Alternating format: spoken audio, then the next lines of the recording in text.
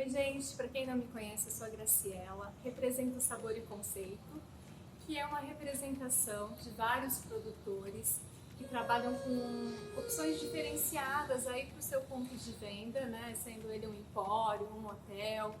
A gente tem um portfólio super extenso aí com vários produtores. Mas hoje o nosso bate-papo tem uma razão especial. A gente convidou a Joana Martins, da Manioca, que é um parceiro novo, e ela representa a gastronomia do norte do nosso país e que a gente está querendo trazer aqui para o nosso dia a dia. Esse bate-papo vai falar um pouquinho sobre a história da Manioca, né? Como que ela incentivou os produtores, os pequenos produtores lá da floresta, a transformar a sua produção em algo que pudesse ir além da sua região, né? Que pudesse ser estendido para todo o país, nos restaurantes dos grandes chefes, nos empórios, e que a gente pudesse conhecer um pouco mais essa regionalidade, tá? Então, no papo de hoje eu convidei a Joana Martins e convido você a nos acompanhar. Vamos lá?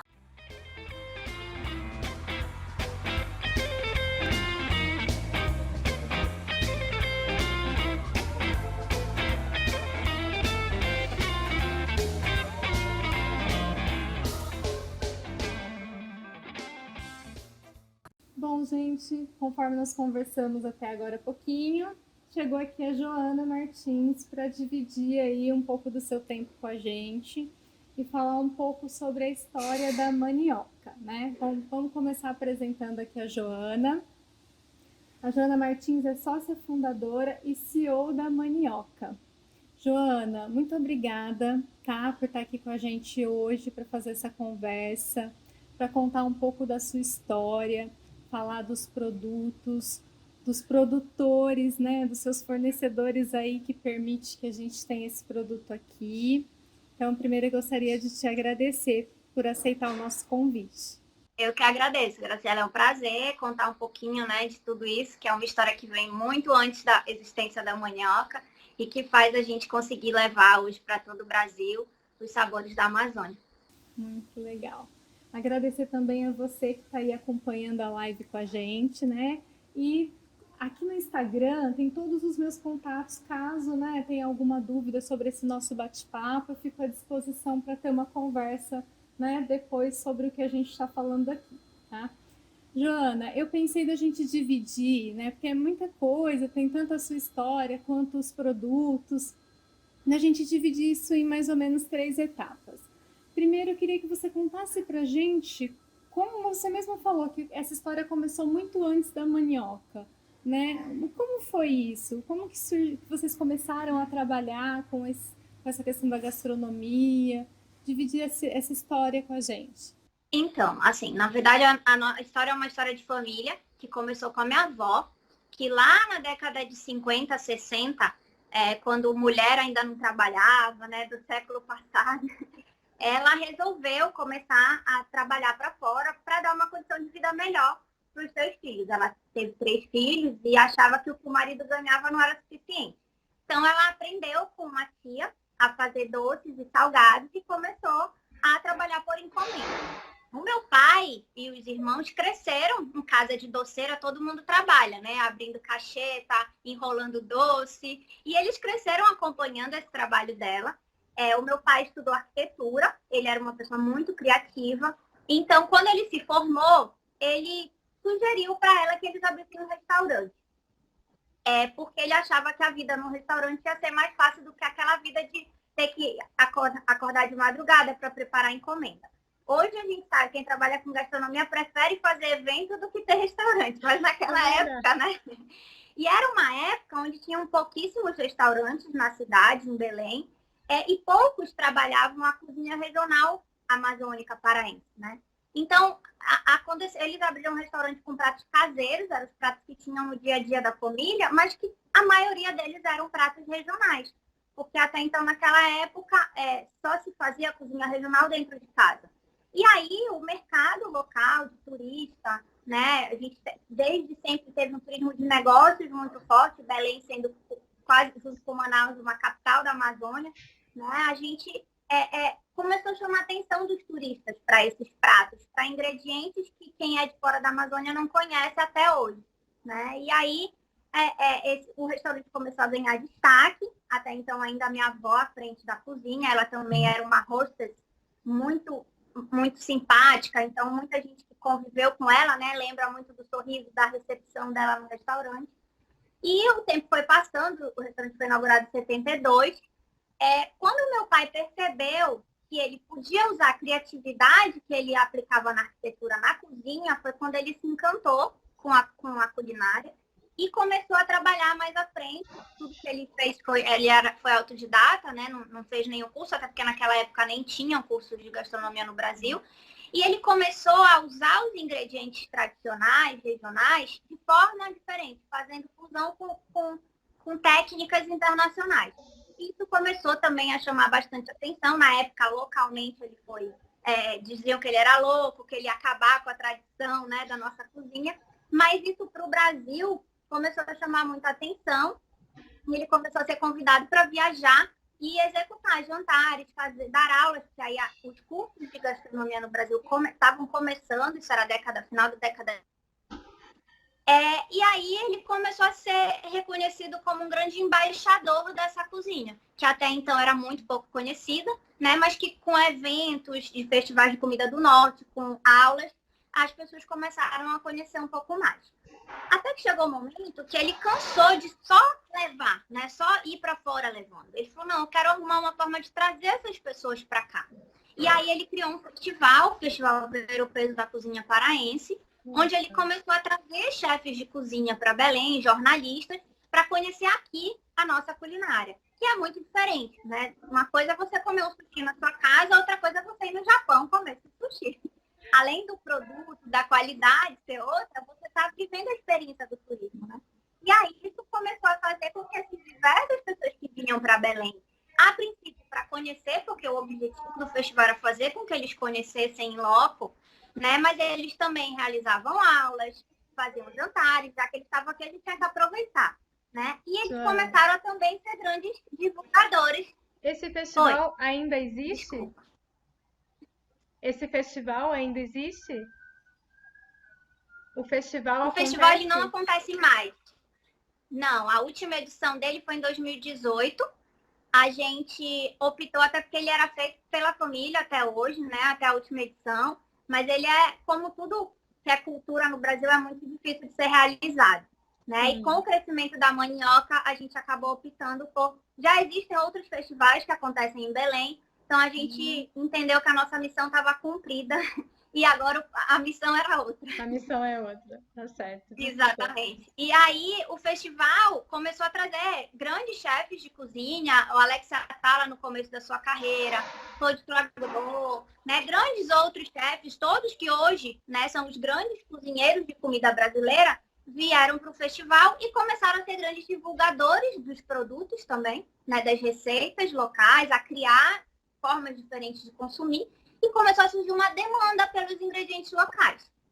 No primeiro momento, meu pai mesmo começou a comercializar esses produtos para cozinheiros, né, amigos, que era quase como um favor o que ele fazia. E isso desde lá do ano 2000, que é quando o festival foi criado, até que em 2014 eu fui para São Paulo, fiz faculdade em São Paulo, trabalhei na minha área de formação, que é publicidade, voltei, né? O meu pai se adoeceu, se afastou dos negócios, a minha mãe assumiu, pediu minha ajuda. Eu fui trabalhar com ela, já na área administrativa, e aí vendo o atendimento desses pedidos crescendo dentro do restaurante, né, surgiu a oportunidade de fazer a mandioca. Na verdade, a gente percebeu que essa demanda estava crescendo, né? A gastronomia se tornou um hobby no Brasil.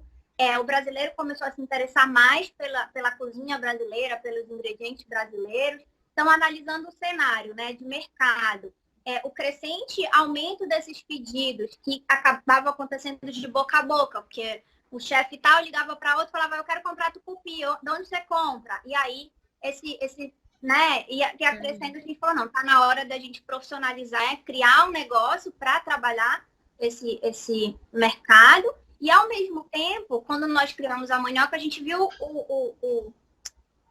a oportunidade de trabalhar também para o consumidor final, porque até então só quem tinha acesso aos produtos eram os cozinheiros, né? Eram as empresas, mas o consumidor final não encontrava isso no mercado. E foi aí que a gente criou já a linha de geleias voltada para o consumidor final, além dos ingredientes tradicionais que a gente já trabalhava. Muito legal. E me conta uma coisa, como que é a relação de vocês com o pequeno produtor, quem fornece essa matéria-prima para vocês?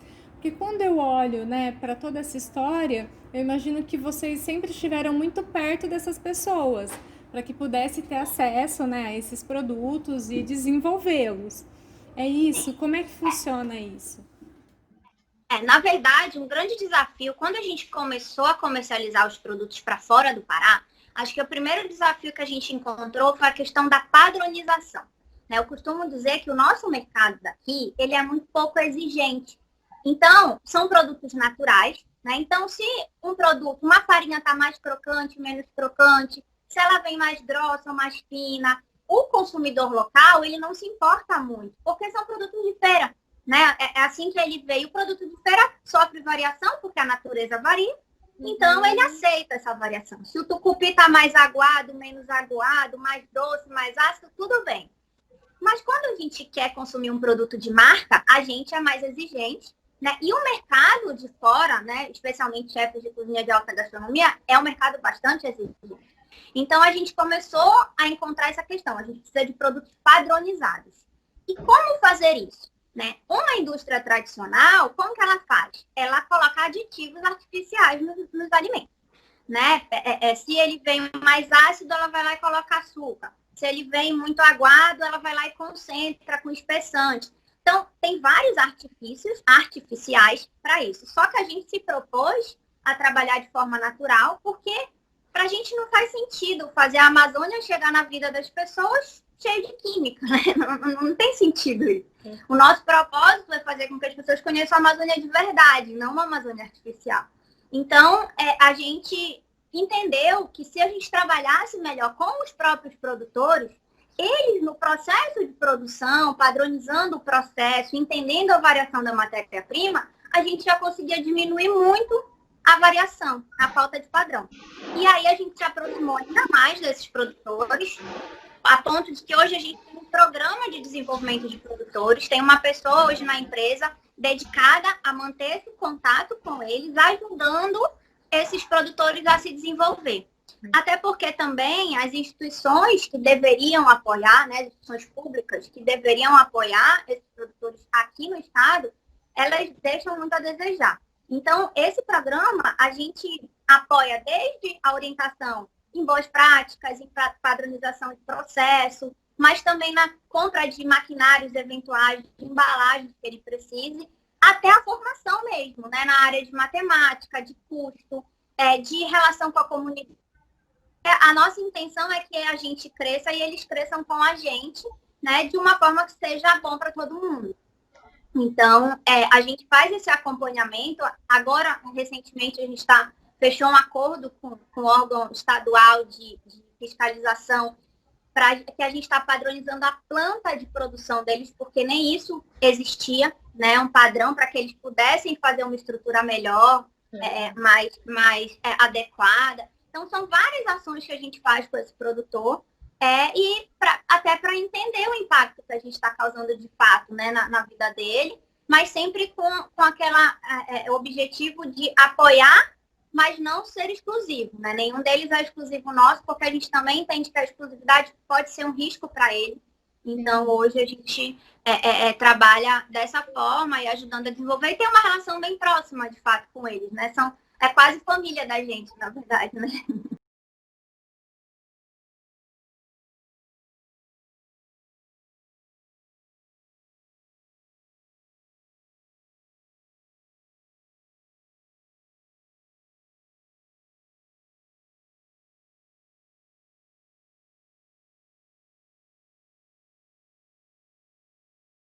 Que quando pergunta para a gente falar, mas vocês trabalham com sustentabilidade, vocês são sustentáveis, assim, primeiro, que ao optar por trabalhar o ingrediente amazônico, né, respeitando a qualidade, levando o sabor de forma mais natural possível, já é uma coisa que, na verdade, a gente está incentivando o produto tradicional, valoriza esse produto, né? A gente tem um produto que é a farinha de tapioca, que a gente acabou fazendo um videozinho com o produtor e pediu autorização para ele para a gente colocar nas nossas redes. O impacto que isso deu na família e na comunidade, né? Quando a filha acessou o nosso Instagram e viu o vídeo que o pai dela, e aí depois ele acabou indo para a página do Grupo Pão de Açúcar, uma das fotos que a gente fez. Então, assim, isso são exemplos que muitas vezes o produtor local não tem, né? O exemplo vem sempre de São Paulo, vem sempre do Rio Grande do Sul, e a gente ter pessoas locais que sejam exemplo também é super importante para essa questão da autoestima mesmo, né? Da valorização da tradição, porque muitas vezes esse pequeno produtor não vê valor naquilo que ele faz, né? E existe aí um mercado que super valoriza esse produto, ele só não enxerga o valor do que ele faz. Até aproveitando um gancho, eu ia te pedir para falar um pouquinho dos produtos, né? Mas é uma curiosidade minha e que também deve ser do nosso público. A gente olha lá, entre os produtos a gente tem a farinha d'água de Bragança, né? A farinha de tapioca de Americano. Então, eu imagino que seja algo muito tradicional dessa cidade especificamente. Então, se você puder contar pra gente um pouquinho dessa história, desses principais produtos do portfólio, vai ser um prazer escutar. A gente, assim, tem muitos produtos aqui que têm as suas regiões de tradição, né, de produção. Você até encontra de outros locais, mas aqueles são os mais especiais, que é o que a gente fala de indicação geográfica, né? Hoje, na Europa, isso é muito comum, né? Você tem o presunto de Parma, o champanhe até, que hoje até o nome champanhe daquela região, só os espumantes que saem dali podem ser chamados assim. Então, no Brasil, isso ainda é um pouco novo, né? O processo é bastante complexo para se conseguir uma indicação geográfica, mas eu falo que aqui a gente já tem indicação geográfica sem precisar de regulação, né? A farinha d'água de Bragança, por exemplo. A farinha d'água, ela é uma farinha de mandioca, né, que é feita a partir de um processo de fermentação da massa da mandioca. É muito comum a farinha d'água na Amazônia como um todo, mas existem alguns municípios ou regiões que são mais famosos pelos seus produtos, justamente por serem produtos de melhor qualidade, né?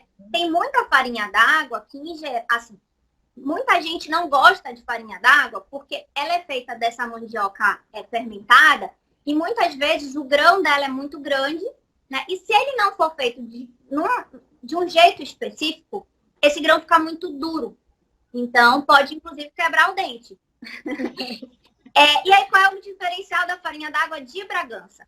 Ela é feita num processo onde, na verdade, são vários pequenos grãos que se unem. Então, na hora que você morde, ele quebra, né? E é nesses pequeninos grãos. Então, você consegue a crocância, né? Com a fermentação, é uma farinha que é um pouco mais ácida, então ela tem mais sabor do que uma farinha seca, né? E, ao mesmo tempo, tem essa crocância, mesmo sendo um grãozinho maior. Então, essas são características sensoriais que a farinha de Bragança tem, que a farinha d'água do resto da Amazônia não tem. Por isso, ela é diferenciada, né? Já no caso da farinha de tapioca, que é um outro produto que a gente tem essa indicação geográfica, né, não regulamentada, na verdade, ela nasceu de um erro, né? A farinha de tapioca, ela é um produto tradicional, ela é bem comum do norte e do nordeste.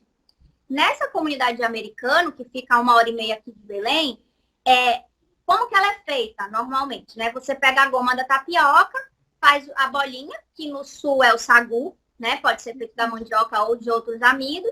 E depois essa bolinha ela é estourada, espocada, como uma pipoca mesmo. Acho que até daí a tapioca e pipoca, eu acho que tem alguma semelhança linguística nesse sentido. E o que acontece? Normalmente essa bolinha era feita e espocada no mesmo dia. Um produtor lá da região de Americana produziu muita bolinha e falou, não vai dar para eu fazer hoje, vou deixar para fazer amanhã. Quando ele foi espocar no dia seguinte, essa bolinha espocou muito mais. Então, a farinha tradicional de toda a Amazônia e até do Nordeste, ela é mais dura. Ela precisa ser hidratada para ser consumida. Né? Ela você não consegue morder essa farinha se ela não estiver hidratada. Já a farinha de tapioca de Americano, ela é bem leve. Ela é quase que um isopor. As pessoas falam que a farinha é de isopor. Então, você mastiga ela sem problema algum e a gente costuma consumir aqui no açaí, né? A gente coloca em cima do açaí para tomar. Então, foi um produto que acabou acontecendo de um erro, né, há quase 100 anos atrás, e que se tornou tradicional daquela região. A gente tem muitos produtos assim aqui na Amazônia, né? Produtos que de determinados lugares o consumidor reconhece que daquele local, não só por técnicas, mas também às vezes por situação geográfica, né? Porque naquele local tem uma terra diferente, no caso de pescados, né? Dependendo da influência do mar ou do rio. Então tem muitos produtos assim aqui.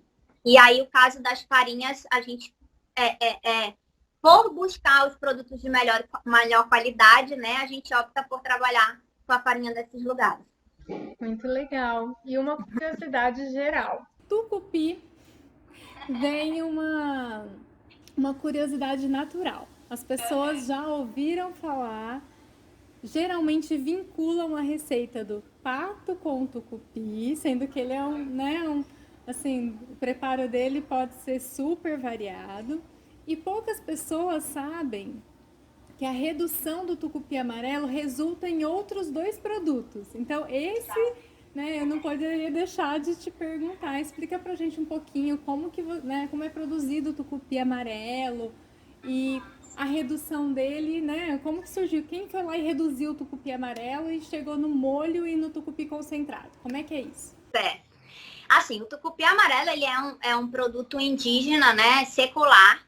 A gente tem relatos, desde os primeiros relatos de viajantes na Amazônia, eles já citam o tucupi. Na sua origem, ele era usado para conservar alimentos, assim como o tucupi preto, né, que é uma variante dele, porque ele é um produto ácido, né? Então, a acidez ela ajuda a conservar, como o vinagre, né, e vários outros elementos que são usados na conservação de alimentos. Ele é extraído da raiz da mandioca amarela, da mandioca brava, né? E por que a gente faz questão de falar desses detalhes? Porque faz diferença, né? Eu sou uma grande pesquisadora do tucupi. A gente, durante muitos anos, assim, por falta mesmo de interesse, de conhecimento, a própria academia, como é um produto muito regional, muito local, né? Pouca gente estuda o produto e entende, né? O caminho que ele leva para chegar aonde ele chega, para ter o sabor que ele tem. O meu pai, lá em 2005, ele era tão apaixonado pelo tucupi que ele disse que o tucupi seria o shoyu do século XXI. Né? Ele acreditava tanto nesse potencial de sabor que o tucupi tem, e a ideia de comparar o shoyu é de se tornar um tempero internacional, mundial, global. Né? Ele acreditava muito e é para isso que a gente trabalha, para fazer o Brasil e o mundo conhecerem, porque ele é, de fato, sempre servido, né, com proteínas, vamos dizer assim. O prato principal é o pato no tucupi, a gente tem também o prato muito tradicional, usado o tucupi, mas, na verdade, ele é um tempero, né? Ele como o shoyu, ele tempera tudo, né? De vegetais a carnes fortes, a pescados, a marisco. Então, de fato, ele tem um potencial muito grande. Até sobremesa eu já consumi com tucupi e fica bom. Tucupi faz tudo, fica gostoso. E aí ele é feito da mandioca brava amarela. Faz diferença se for feita de outra cor ou a macaxeira, como a gente chama, a mandioca que não tem o ácido cianídrico. E ele é fermentado. Essa fermentação é o que faz dele um produto com sabor bem complexo, né? Como todo produto fermentado naturalmente, você acaba trazendo notas de sabor super especiais. E os temperos que são usados para fazer ele também, que é a alfavaca, chicória, o alho e o sal. Né? Então, ele é um molho pronto, que, na verdade, muita gente não... Aqui, como ele é um ingrediente de um prato, né, não enxerga a forma de uso. Mas quando a gente começa a falar com o Brasil, a gente começa a entender que existem diversas formas de utilizar esse produto, né? O tucupi preto concentrado, na verdade, ele também é um produto tradicional indígena. Eu comecei a encontrar relatos sobre ele lá por 2013, 2014, quando eu comecei a me interessar um pouco mais sobre culinária. Eu gosto muito de história, então eu comecei a buscar, é o único lugar onde a gente encontra, né, informações sobre gastronomia da Amazônia, são os relatos dos viajantes que aqui tiveram e a maioria dos viajantes portugueses, e eles relatavam muito, acho que por gostar também muito de comer, né? Os portugueses relatavam muito sobre os alimentos da época. E aí, num relato de 1600 e alguma coisa, já se falava do tucupi preto ou tucupi pichuna. Acontece que em Belém, ninguém conhecia o tucupi preto, né? Já era um produto que estava praticamente perdido na história. Mas aquilo me incomodava muito, porque muitos relatos falavam que era um produto muito bom. Dizia, gente, como é possível que a gente possa ter perdido um produto tão bom assim, né? Até que um dia eu encontrei com um amigo que conhecia uma moça que sabia fazer tucupi preto. Olha. E aí eu fiquei louca, ele me deu para provar, eu fiquei mais louca ainda, porque o potencial de sabor dele é muito grande. E aí ele me apresentou essa moça, né? Eu conversei com ela não via, na verdade ela sabia fazer porque a avó dela fazia o produto e ela não fazia mais, porque na verdade na infância dela se fazia para conservar os alimentos na casa dela quando não tinha geladeira e não fazia mais, mas quando eu falei para ela que era um produto super especial, que se ela tinha interesse de trabalhar isso, da gente estabelecer uma parceria, ela topou. Ela é uma moça muito empreendedora também, felizmente, né? Porque não são todas as pessoas aqui que são assim. E desde então a gente começou uma parceria. Ela produz o tucupi preto concentrado, que é uma base, na verdade. Ele é como se fosse, eu comparo ele a um caldo vegetal, como se fosse num tabletinho, aquela potência de sabor. Isso. E aí, ao longo do tempo, a gente lançou o tucupi preto concentrado no mercado em 2015. E ao longo do tempo, a gente foi vendo que para o consumidor final, ele era muito complexo para ser utilizado, né? Então, a gente foi estudar uma forma de adaptar esse produto para ser mais fácil para o consumidor final. E daí veio o molho de tucupi preto, que aí já é um produto criado pela Mandioca, né? Como uma forma de facilitar. Porque o consumidor final, ele gosta de cozinhar em geral, mas ele quer praticidade, né? O chefe de cozinha prefere usar o concentrado, mas o consumidor final sente mais à vontade com o molho. E aí a gente desenvolveu o molho e colocou no mercado o molho. Então hoje só agora a gente falou de 5 produtos diferentes da mandioca. Tem muita né? coisa. Exatamente, que tem, assim, são extremamente especiais, diferentes, mas são produtos que, ao mesmo tempo, eles se adequam muito fácil a receitas do dia a dia da gente. É só uma questão da gente se abrir para experimentar sabores novos.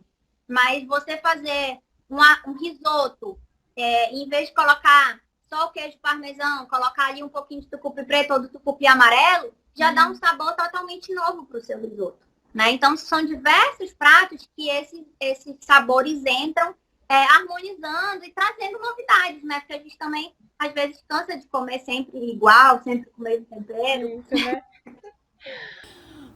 E assim, tem uma linha de produtos de vocês que eu particularmente gosto muito, mas eu percebo que às vezes o brasileiro ele não tem tanto costume de consumir geleias, né? Eu testei todas de várias formas, então eu pude perceber o quanto são sabores diferentes e versáteis, porque quase todos os sabores eu pude experimentar tanto acompanhando um queijo, um embutido, quanto no café da manhã com uma torradinha, né? Então, assim, muitas até em preparos culinários também. E eu confesso que eu aproveitei lá os videozinhos da Mandioca do canal do YouTube, viu, gente? Tem várias receitas lá disponíveis. E fui testando. E realmente elas têm esse vai e vem, né? É pro café da manhã, é pro lanche da tarde, é para acompanhar um aperitivo. Então eu vou pedir para você falar um pouquinho de todos esses sabores maravilhosos que vocês oferecem. E aí depois eu vou caminhar para o nosso encerramento. Mas eu preciso muito que você fale das geleias, porque realmente é um produto diferente do que a gente costuma ter aqui. Então... Na verdade, assim, a geleia ela veio como o primeiro produto que a gente desenvolveu na Mandioca, foi a linha de geleias, né? Porque elas são produtos milenários, né? A forma de conservação natural, a gente usa como conservante, na verdade, o açúcar, né? E a técnica de invase dela. Ele, com isso, consegue conservar o produto por muito tempo, mantendo, né, todas as qualidades sensoriais do produto. A primeira receita foi a receita do uma geleia, um doce. Agora a gente está adaptando ela para uma receita de geleia, que é o doce de cupuaçu, que é, acho que a sobremesa mais tradicional, né, do paraense. E a gente aqui, a partir do doce, a gente tem o hábito de consumir ele de diversas formas, né? Pode ser no café da manhã com queijo, pode ser com o fruto da pupunha cozido, né? Mas também come ele com farinha na sobremesa. Legal!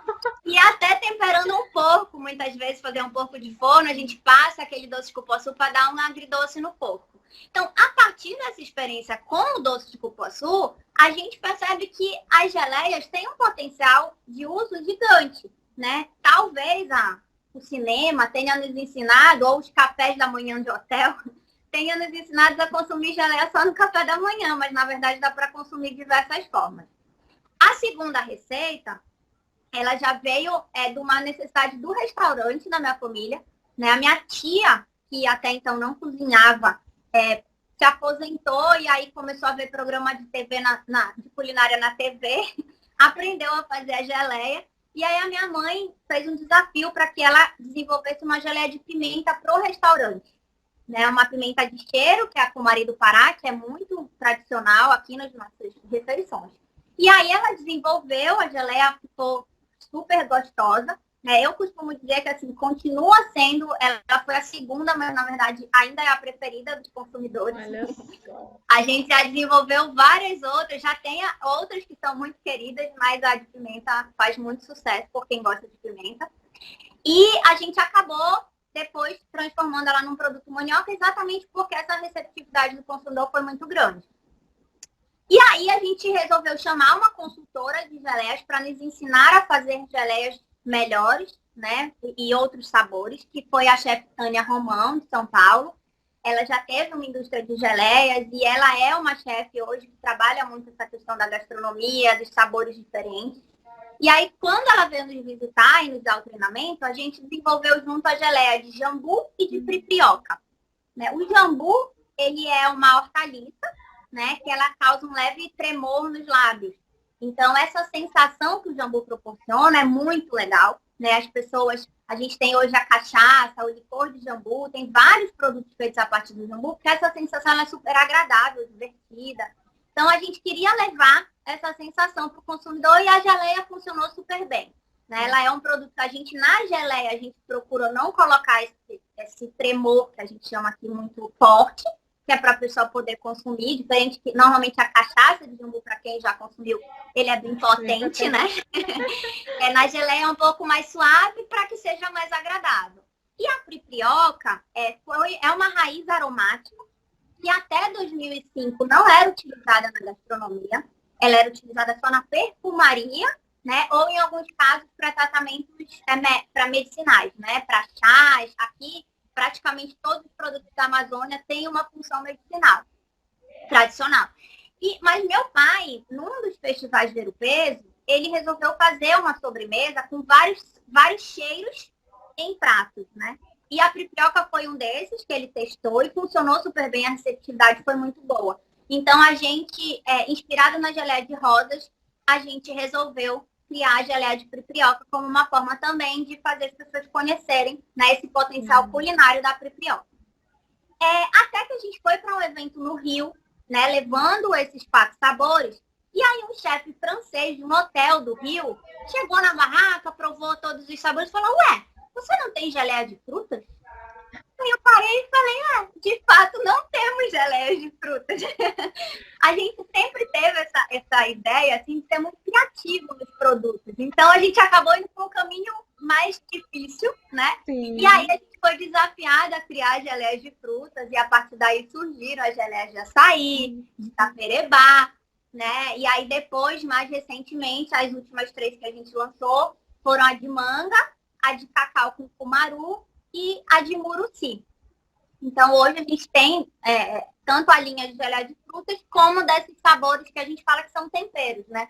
Tanto a fripioca, quanto o jambu, quanto a pimenta, são geleias que ajudam a temperar pratos também, né? Que é uma lógica que o brasileiro não tem muito, né? De usar a geleia nos alimentos. mas que funciona super bem, e é o que eu falei, é uma forma de fazer aquela comida do dia a dia se tornar diferente de uma forma prática, né? Porque só você colocar a geleinha ali já muda completamente o sabor. Excelente. Bom, eu passaria horas aqui trocando receitas com você, né? Mas a gente vai ter que compilar essas informações para o nosso público. Também passaria horas falando aqui com você. A gente pode marcar outros bate-papos, não tem problema. Joana, ó, primeiro assim, muito obrigada. Parabéns pela atuação da Manioca aí na sua região. Eu tenho certeza que vocês estão fazendo a diferença. E dá a oportunidade pro restante do país conhecer essa gastronomia, né? Tão guardadinha aí com vocês até então.